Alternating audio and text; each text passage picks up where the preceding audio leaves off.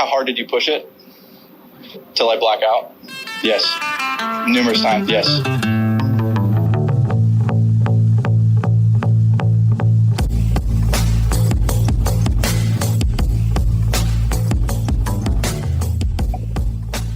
What's happening, Municipals? This is your boy, Big Z. We are talking Central Valley heaters today.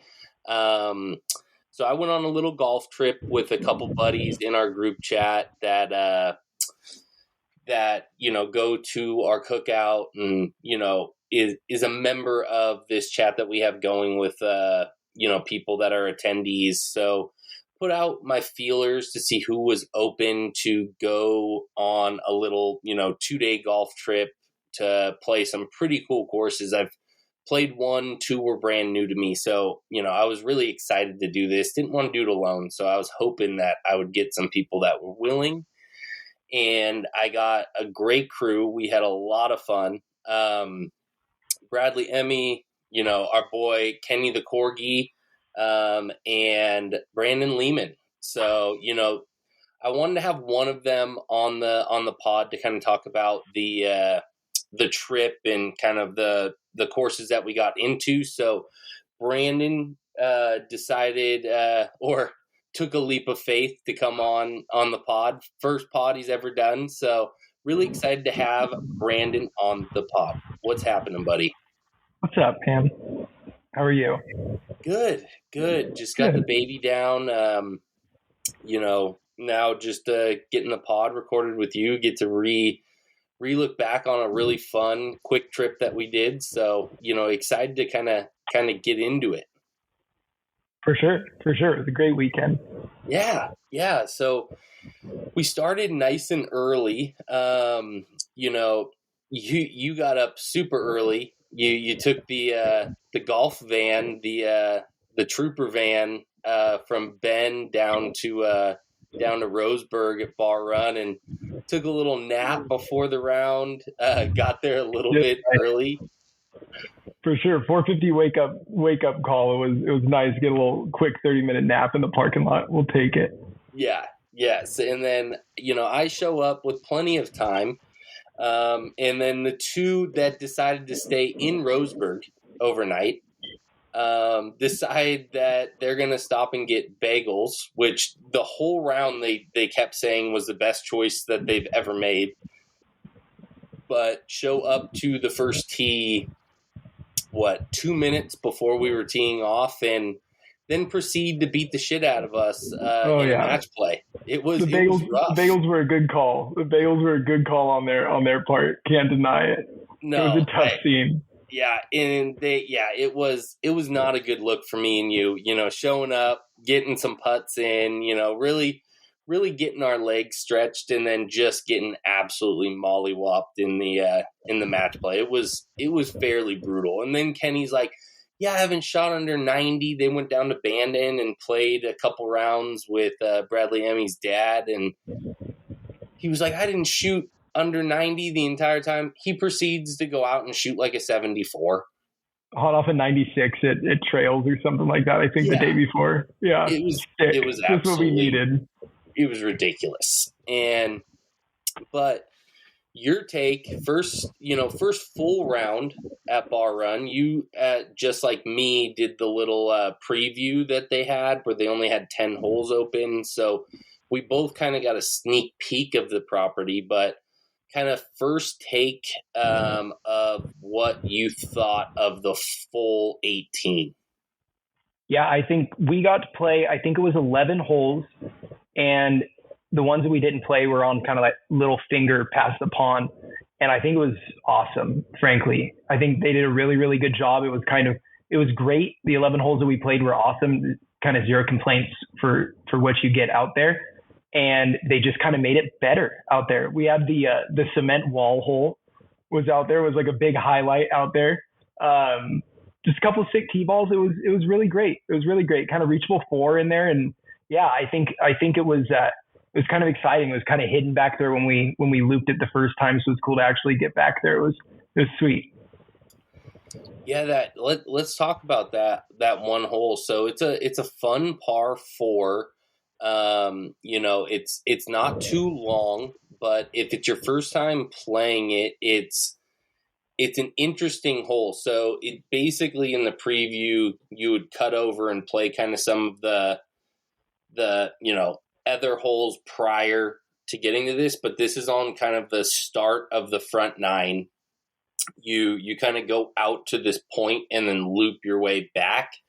And on your way back, there's this really fun par 4 that basically they created. Like, it kind of gives you, a scenario of what you would experience overseas in Scotland, Ireland, with a retaining wall that existed for like sheep or cows or, anything to kind of herd animals before they put a golf course on that property.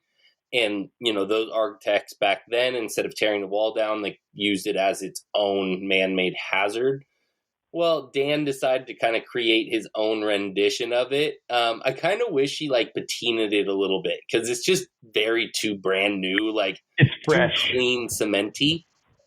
Mm-hmm. So I wish he patinaed it, or I hope they grow vines on it or something, just to kind of give it its own unique look. But it's really cool. It's just kind of a cement wall that separates the green, which is really interesting green complex, because it's skinny as hell, really long, with kind of a backstop that runs along kind of the back and the left hand side of it. So there's a bunch of different ways to be able to play the hole, which I thought was pretty cool. I mean, you could literally pop you could play it 6-iron if you really wanted to. You could play it driver and have just a nice 58 or 60 degree flip wedge into it.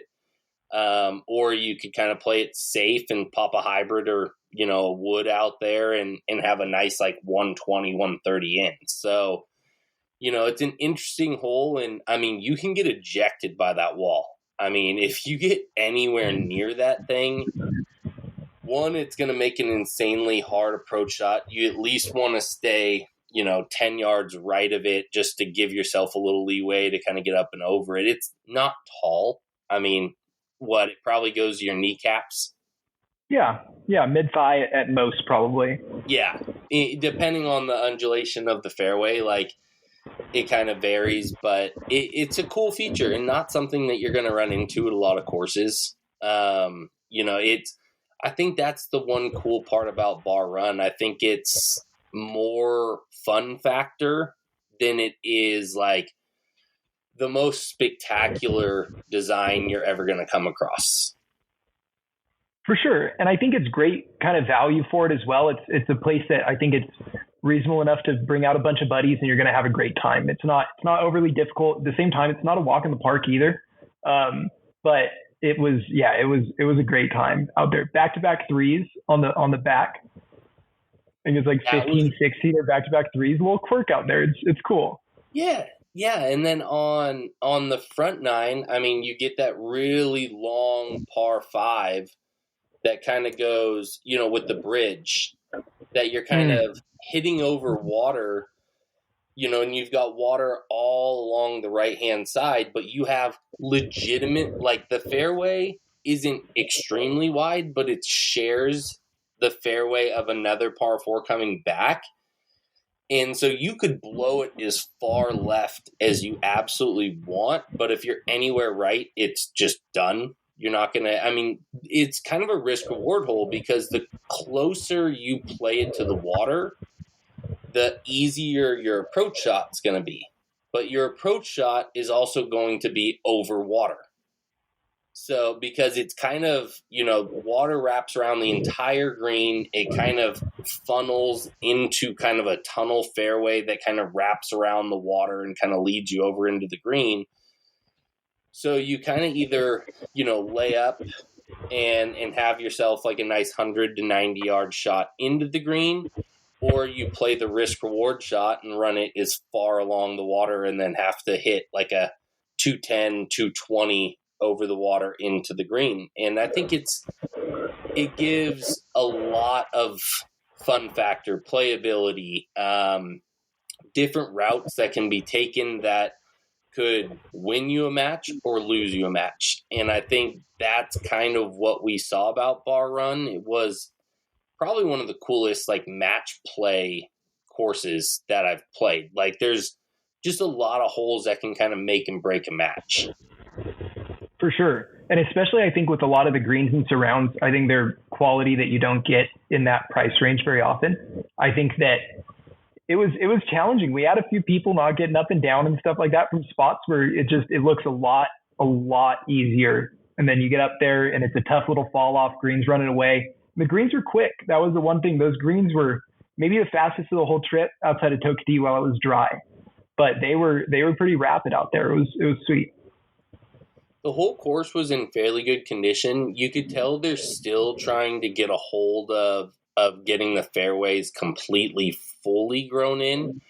Not that they're cut very well. They're got what they have, but you're going to find some spots that hasn't necessarily had the full growth of the actual fairway or multiple years of being able to grow in. It's still fairly new. The other thing I kind of noticed is they might go out there and tweak a couple things fairway wise, because there are spots you could tell a lot of balls funnel to, which is creating kind of some pretty rough areas in the fairway. But it's being like really nitpicky, like not saying it's bad at all, or you're gonna end up in a group of divots, or that it's just dirt out there. I mean, it's a very well done golf course. They're doing a great job out there, maintenance wise. Like you said, the greens are fast as hell. I mean, I think the greens were receptive, but also quick in the spots that they were supposed to be. When you're approaching the greens, I thought you definitely got the spin and the roll that you should be getting, but I also think that the undulations that are built into the greens match the speed that they're running at, which I think is really, really important, in a good golf course. Because if you have Mackenzie style greens that are running at 13, I mean, it's not fun for anybody. Like you're not going to have fun for putting every single hole, where these have very, very minute undulations, but when it's rolling at kind of like an 11.5, 12, the undulations get much more accentuated. For sure. Nothing unfair. It was just 8-footer above the hole is it has your full attention. You're paying attention to it for sure. And I think the greens too, the more challenging greens and runoffs, I think he did it well. We're on to a point the easier holes. I think there were a couple tough, holes tee to green, and he kind of gave you a break a little bit, But there were some that's the main defense of the hole, and you had to suck up and hit one into a good spot. It put a lot of, even though it was pretty wide off the tee, it put a big emphasis on your irons and your approaches, I felt, which is a lot of fun in my mind. Got to miss in the right spots, hit in the right spots. It's fun. And it's a course that you want to play multiple times and learn the spots that work for your game for you to score low, because that's the cool thing with the design is not every, way of playing a hole is going to match that person. So like me, you, Bradley, Kenny, we could all play the same hole in 4 different ways and all end up with a birdie or par, but it particularly wouldn't have matched the way that particular person played, which I think is, a testament to a really well-designed, fun golf course.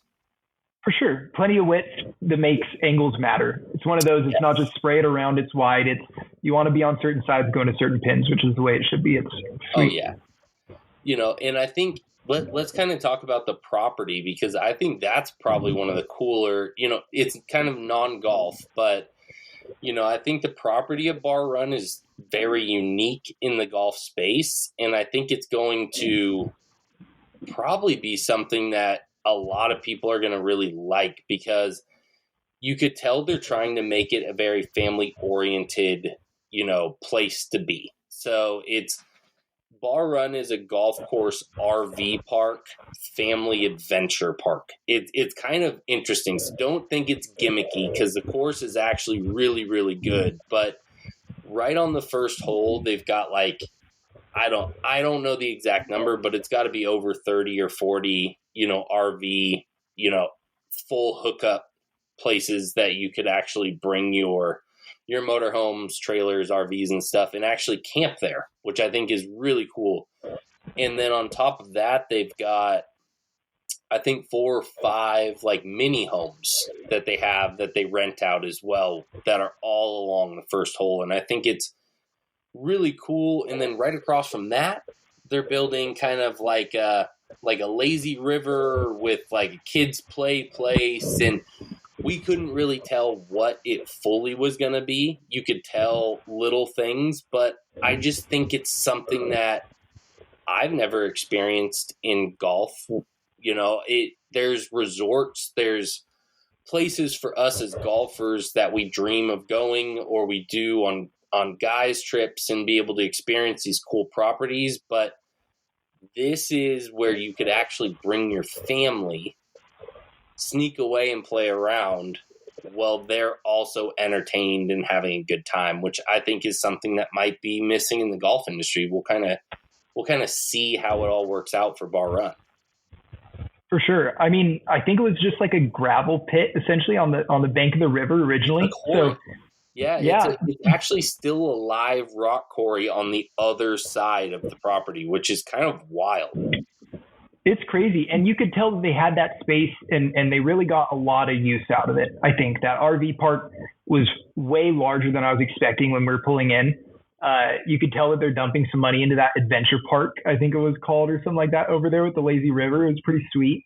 And obviously the golf course already there is already great. So I think it's a great place to kind of whoever you're with, whether it's some guys and you want to bring, a trailer over or something like that, hang out, camp out, or bring the family and sneak away for a quick round as well. It's great. I just think all around it's something that I'm excited to see how it breaks down and works out. As a new dad and a wife that's not particularly too fond of playing golf. She's not a big golfer. Your wife definitely is more of a golfer than mine, but it would be a cool place where my daughter and my wife could have a great day, super fun, and then I could go out and play a couple rounds of golf and then come back and hang out in the lazy river with them. So it's a cool experience. And I think when it's all done, I think it's going to be a really, a property that's going to draw a lot of attraction, especially they have such a good position being right in the middle of Bend, Portland, on your way down to California and on your way down for like Bandon Dunes trips. I think it's like, if you're planning to drive from Bend or Portland to go to Bandon, it would be, super easy to be able to just break it in half, spend the night in one of their, little mini homes and, play around at Bar Run and then make your trek the rest of the way to Bar Run or to Bandon. Yeah, 100% worth the stop. It was sweet.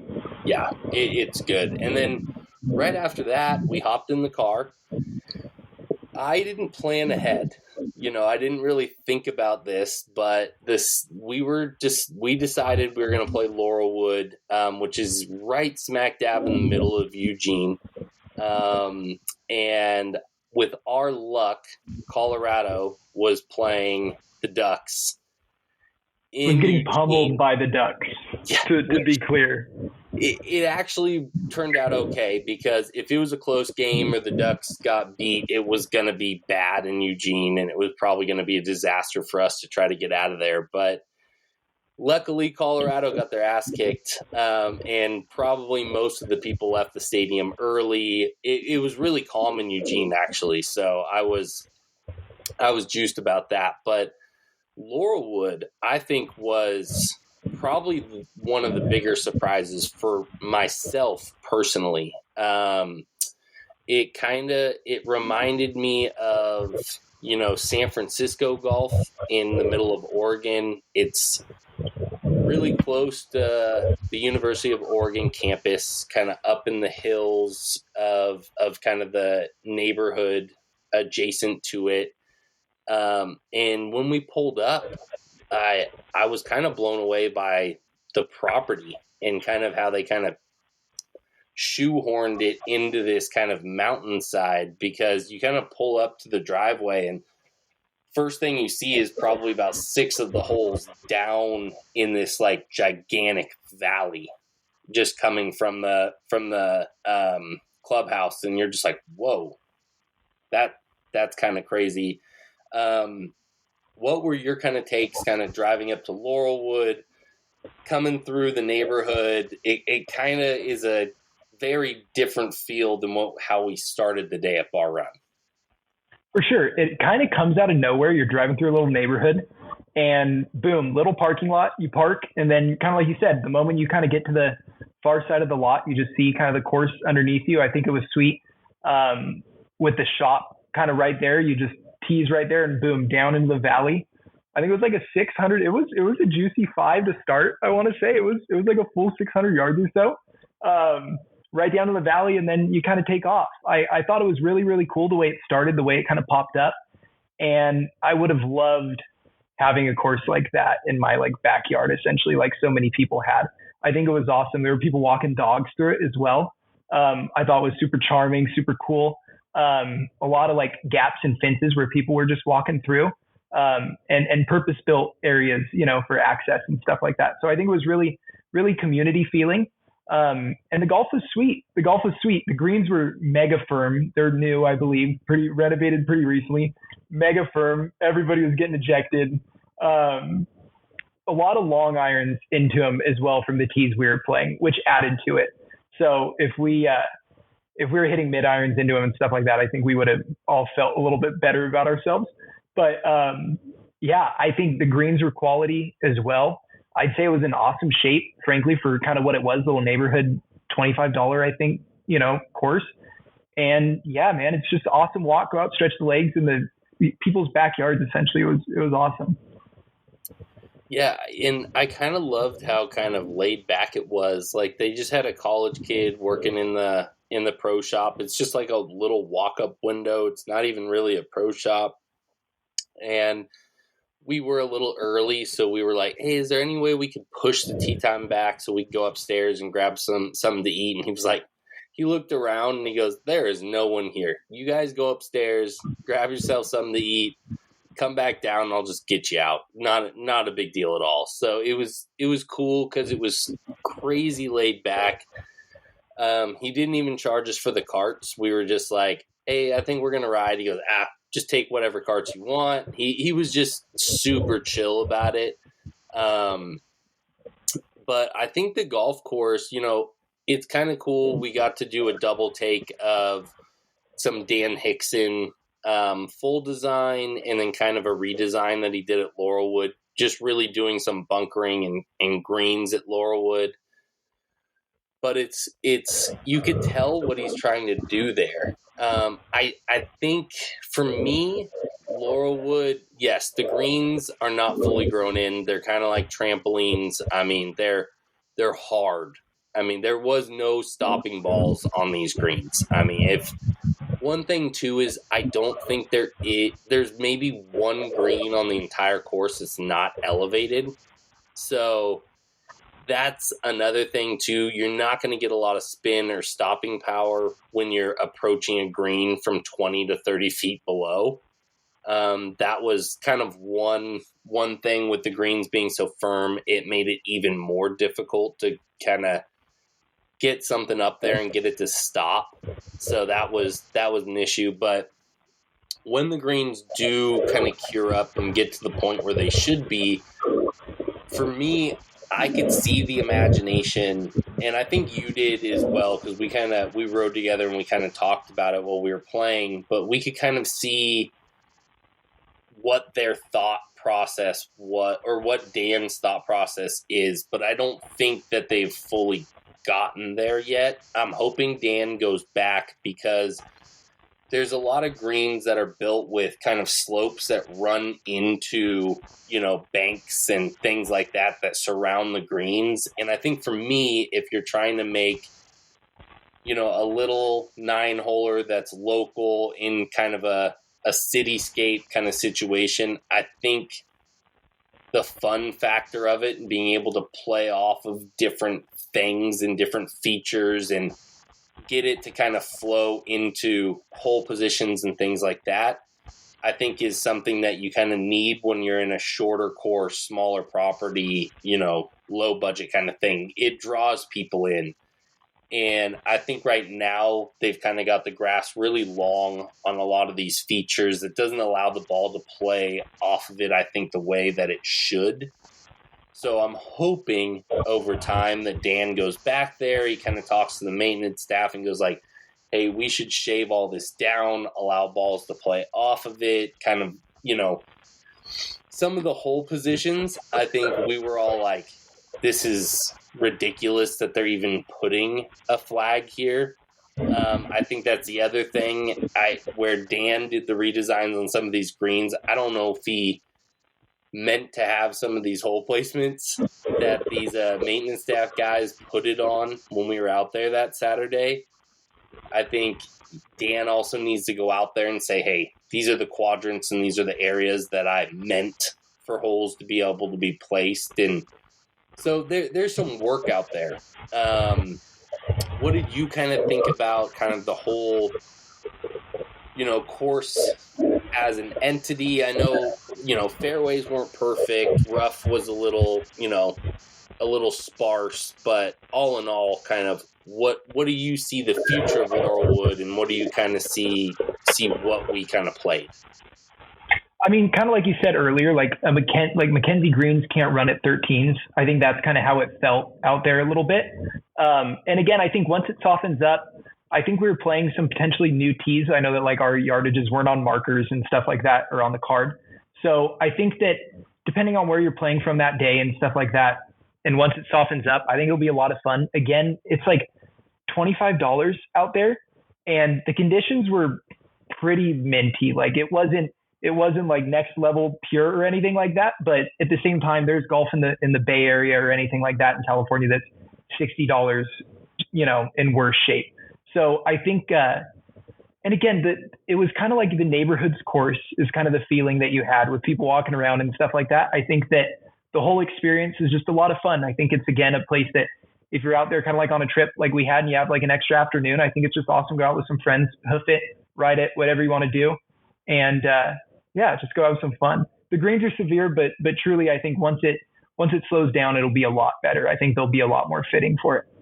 Yeah, I think the greens need to get dialed just a little bit. I think some of those features need to be kind of fixed as well. But it's really the community, the neighborhood, the bar. You could tell, like when we went upstairs to eat, like that's where the locals go to watch the Ducks games. Like I'm sure it's packed on Sundays when the NFL is playing.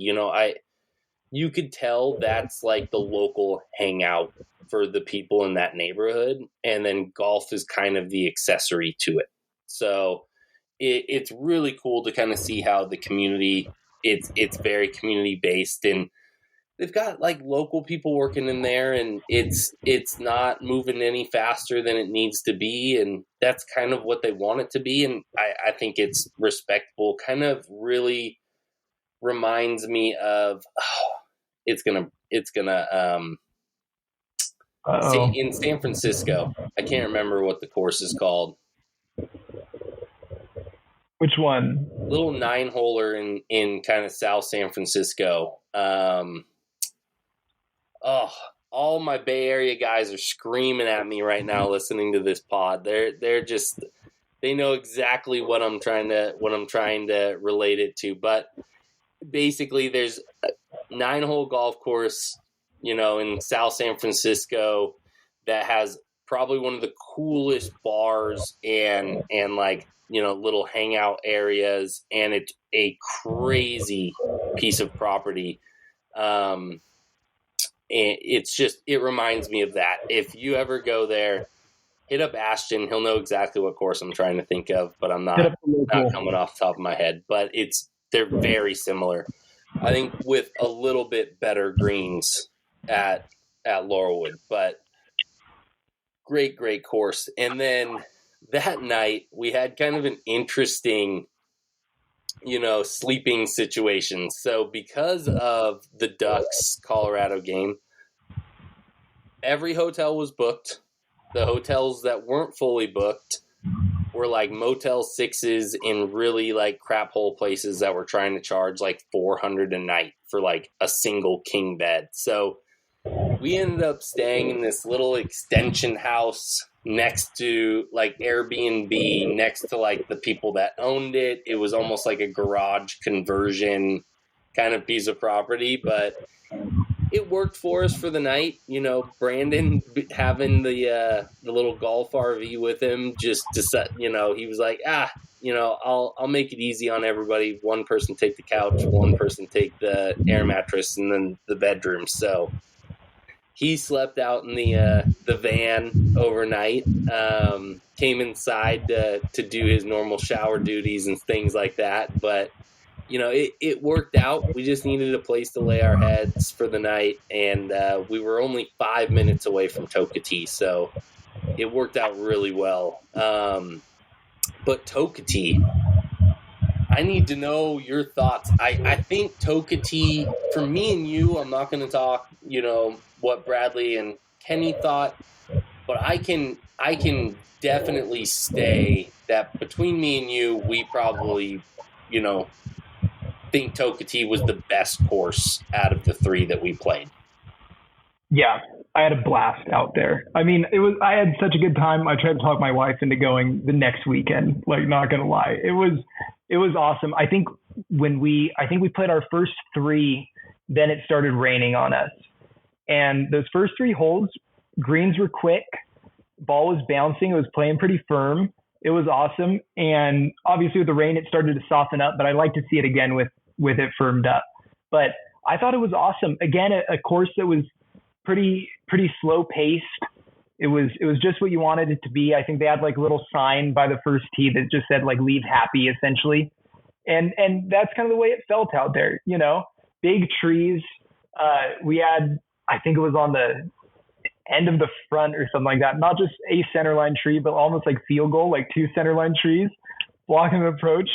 It was sweet. Again, a little bit of quirk out there, but really good golf, kind of surprisingly good green surrounds, especially when they were quick. Balls were running off of them and stuff like that. It was really good. I really enjoyed it out there. Yeah, so where Tokatee is, it's kind of like in between Eugene and Bend. It's almost like right in between the two of them. It's in a city called Mackenzie Bridge. And it's literally the tiniest of towns with this awesome golf course built out there. And it kind of seems like they just bought this property right on kind of the river. And it was definitely completely filled with trees, and they just made their way clearing out trees to kind of create these holes. And then some of the property where kind of little ponds and things might have formed naturally throughout the property, I think kind of formed some of the holes as well without even them needing to clear trees out. You could tell like the course wasn't manipulated or, over designed. It was, they took what they had, removed some trees to be able to make the holes a little bit more playable, but it was kind of take it as is, take it as Mother Nature gave it to you, and then here it is. And it felt like you were just in the middle of nature, hitting a little white ball around. It was really pleasant, quiet. I mean, it probably is one of the most peaceful rounds of golf I've had in a long time. Yeah, I'd agree. I think that it's just really good, frankly. Like, you don't really have anything that stands out that's amazing about it. You don't have anything that stands out as really a sore spot. It's wooded, but not heavily so, where it feels like Washington golf courses where you're like hitting down hallways of trees. There were some holes that were pretty generous, frankly, and there were other ones that you had to shape it a little bit, you know? And again, I think it was a healthy amount of quirk. I think there was a par 5 where I went like hybrid into it. I think there was a pond. So, you know, strategies dictated a little bit, which again, I think is fun. It takes driver out of your hands. Sometimes you have to hit shots out there. I think it was really, really fun, really cool. And like you said, you're just in the woods. You're looking up in the hills, everything's wooded. And it's a pretty special little piece of property.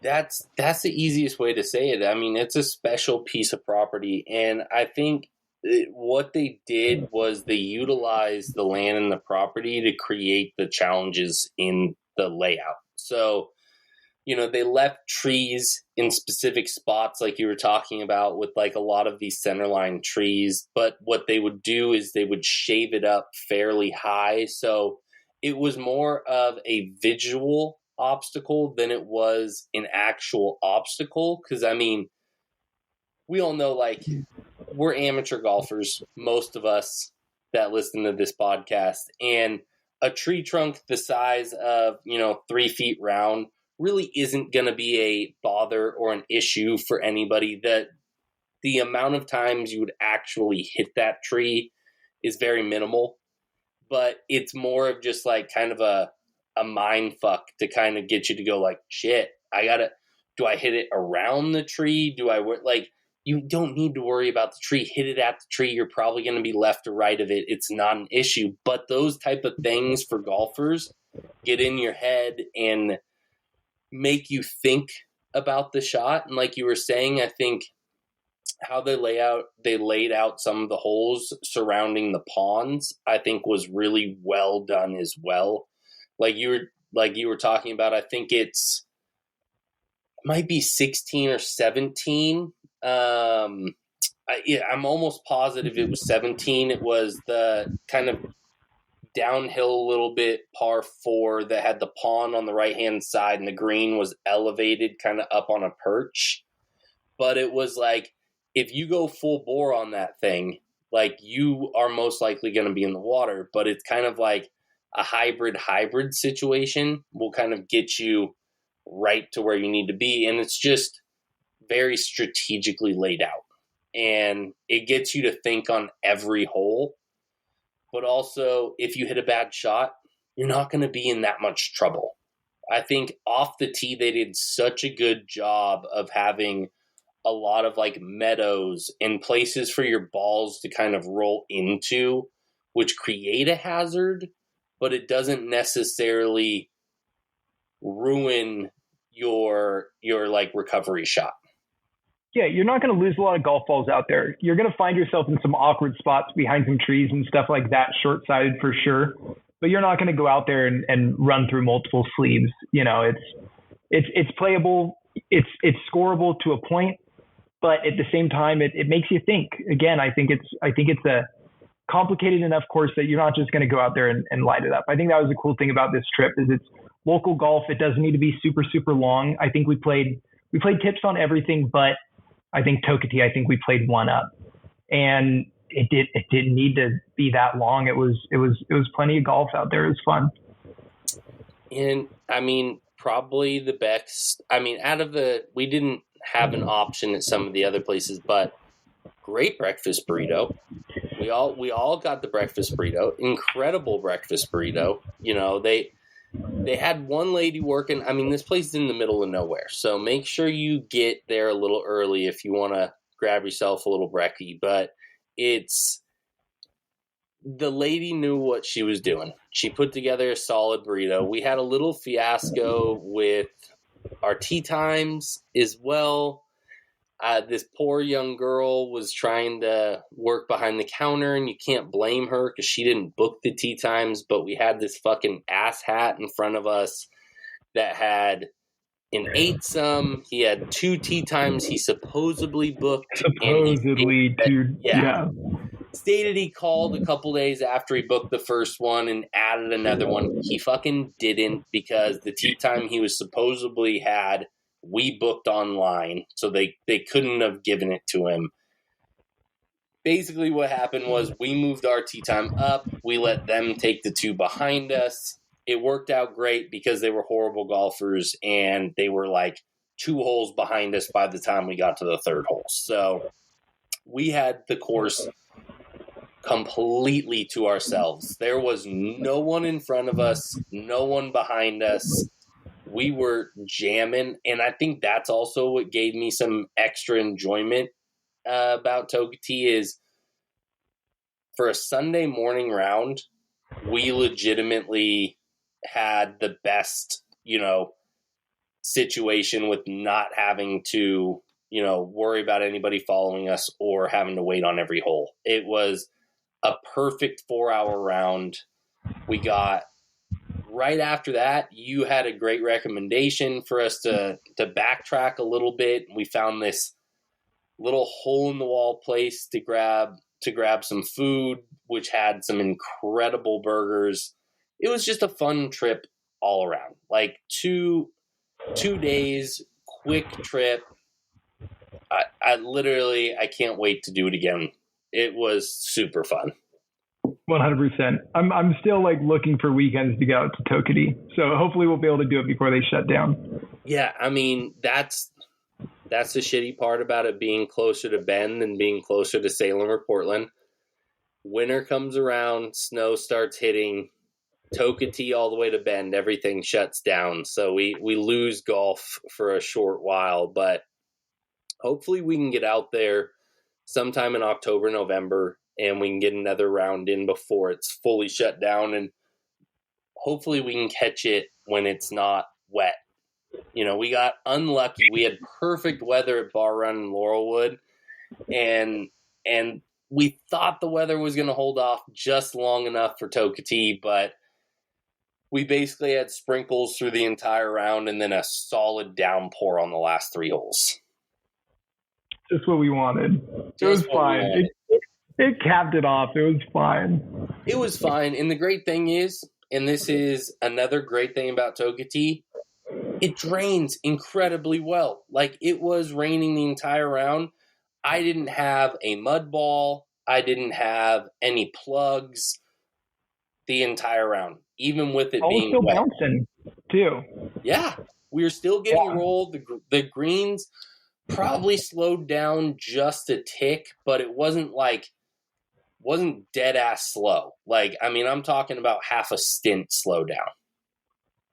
For sure. And I think the rain in that environment was actually really cool. I think it as awesome as it'd be on a bluebird day, just perfect, dry, fast. It was also kind of cool getting the fog and the rain and stuff like that. We definitely got the full experience, I think. I think for 2 guys that live in the Pacific Northwest, it's a really fun experience because we play in that stuff all the time. Like it kind of, for us, it's kind of like an ambiance. But for guys like Kenny, who's from the Bay Area and literally cries when he can't play golf for a week because it rained, or, Bradley, I guess on the other side, being in Boston, he does get the entire, winter shut down on him because of weather, but they don't really deal with kind of that like constant misty rain with fog and cold as much as we do in the Pacific Northwest. And so for us, I think it was a fun, cool experience. For them, they might have a different take on it. But I think it's a cool experience. And if you're going to come play the Pacific Northwest, you at least got to have one round like that. I mean, Ashton complains he has every round he comes here is like that, but he's over exaggerating just a little bit.